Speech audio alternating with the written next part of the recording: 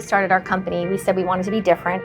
And so we are women-owned, family-run, and we take education as our passion, and we make that the forefront of everything that we do. An educated customer makes an informed decision, right?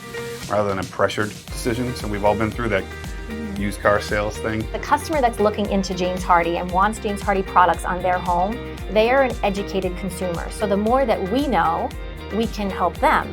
And that's also using technology and to be able to have the many different design possibilities, but really the engineered look and the durability. They're coming back and saying, oh my gosh, I'm warmer in my house. I don't have to deal with this. I don't have to worry about, re-siding my home. Our mission statement is that we want customers for life. So to be able to offer that to our homeowners, that's key.